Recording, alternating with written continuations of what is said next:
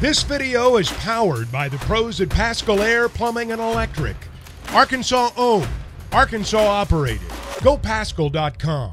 Let's welcome in Tom Murphy into the conversation this morning.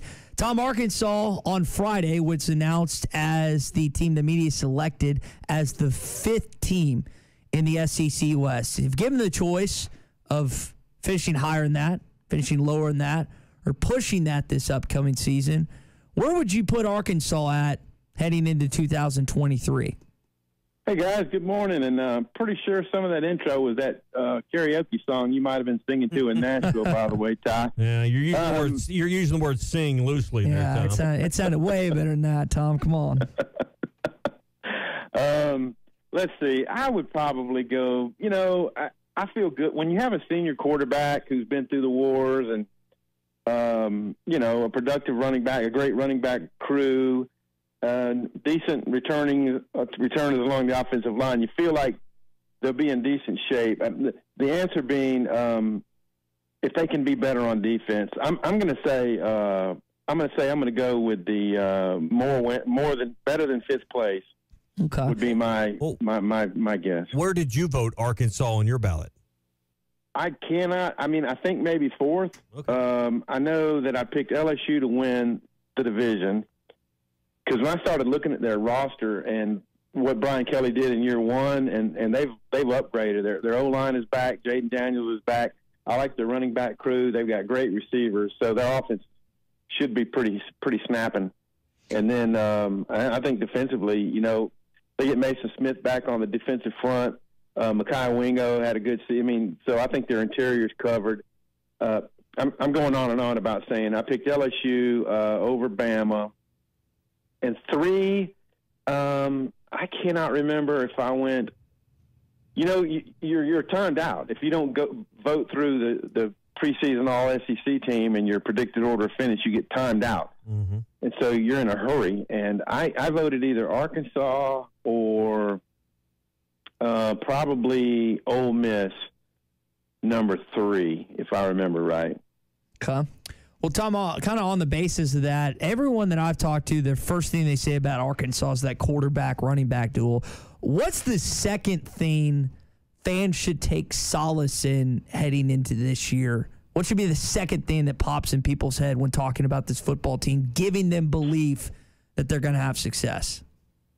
Yeah, so if I was ranking their position groups, I would put those 2 well up there, probably running back first. And then, even though KJ at number 1 is a strong number 1, a little bit of unproven in the Jacoby Criswell, Cade Fortin combo at backup quarterback, Malachi Singleton also being in there. But I think I would probably go with defensive ends next.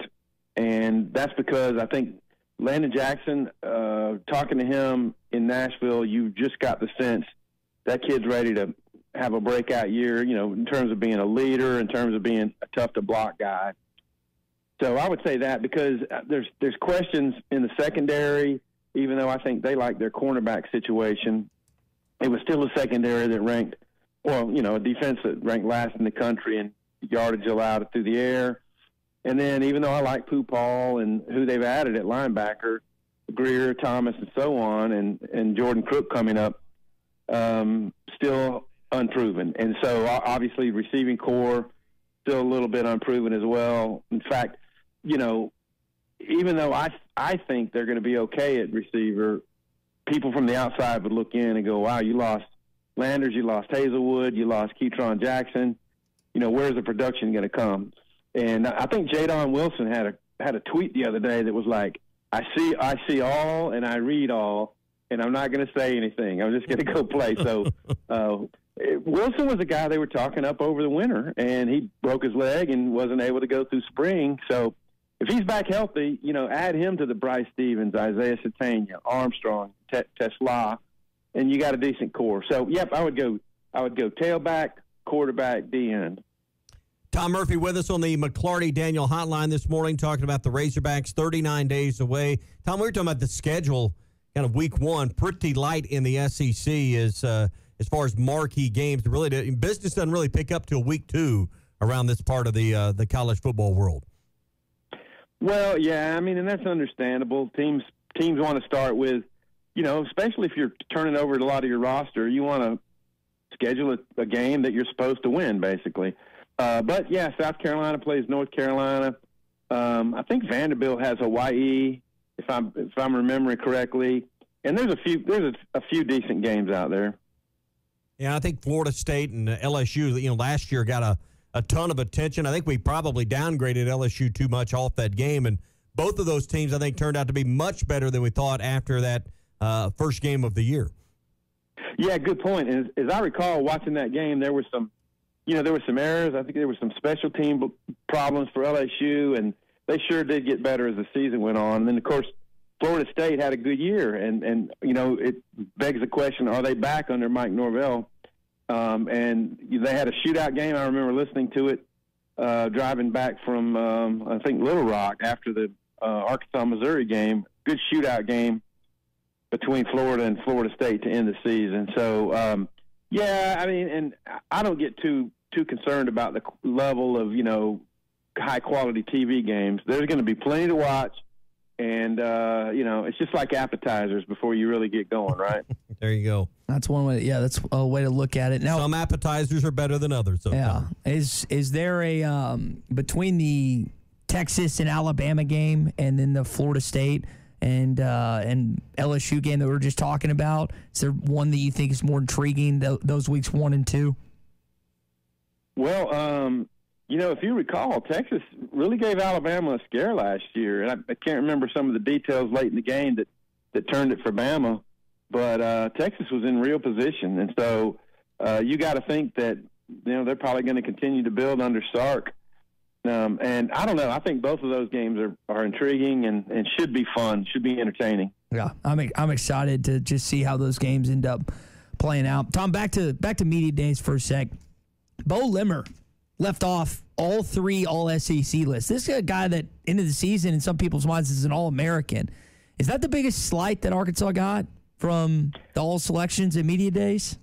Yeah, I would say that's definitely the case. And, I mean, Limmer made some preseason first-team magazine selections. Mm-hmm. And I think it's just a case of when the guys are at media days and, they know they're going to be timed out if they don't go quickly.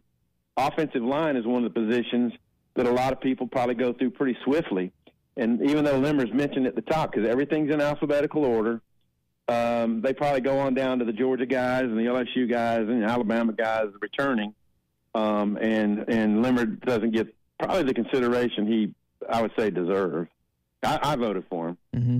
Yeah, I think I did as well. I think I had him as a second teamer. I don't know if I put him as a first teamer or not, but I think that's one of the things you touched on recently in one of your pieces in Whole Hog Sports. Again, Tom Murphy with us, Whole Hog Sports, Arkansas Democrat-Gazette on the McClarty-Daniel hotline. Tom, I want to end it on basketball. Keon Minifield looks like he's going to be redshirting as a non-scholarship player for this upcoming basketball season. This news came out just recently over kind of the tail end of Friday over the weekend. What did you make about the news that will affect Arkansas's basketball program and their guard rotation this year?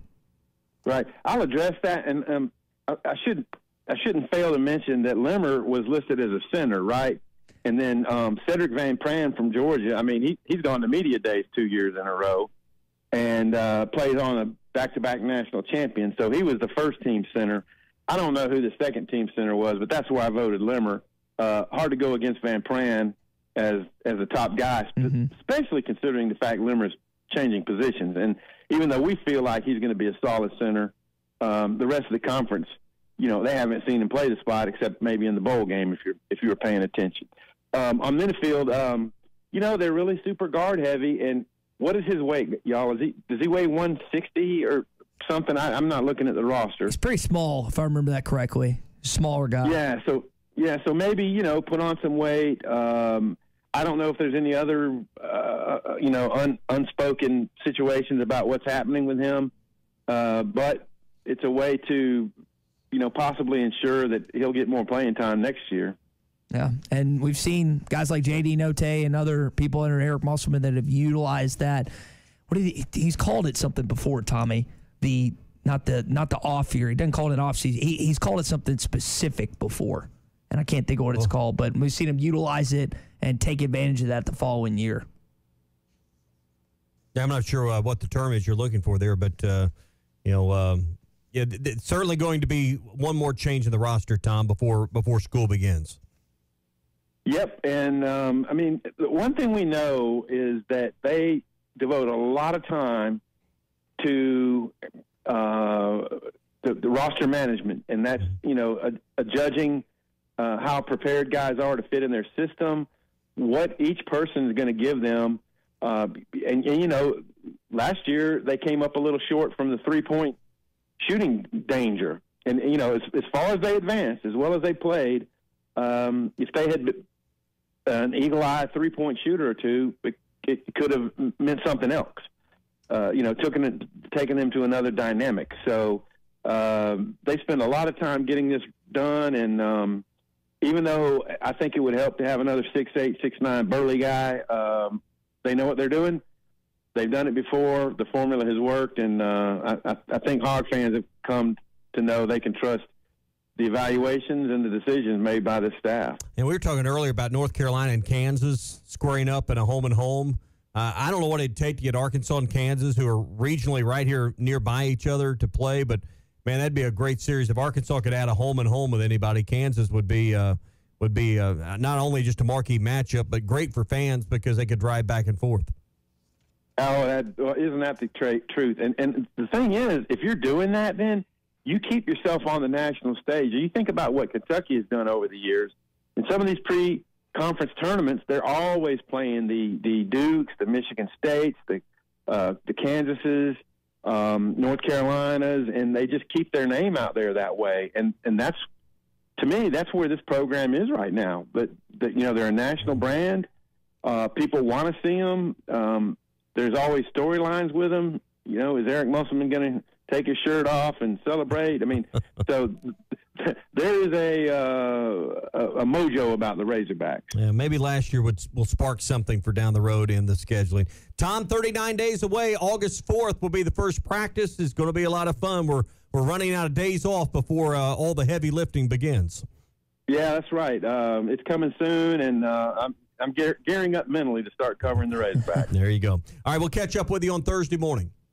Okay, sounds good. Talk to y'all later. BetOnline is your #1 source for all your betting needs. Get the latest odds, lines, and matchup reports for baseball, boxing, golf, and more. BetOnline continues to be the fastest and easiest way to place your wagers, including live betting and your favorite casino and card games available to play right from your phone. Head to the website or use your mobile device to sign up today and get in on the action. Remember to use our promo code BELIEVE. That's BLEAV for your 50% welcome bonus on your first deposit. Bet online, where the game starts.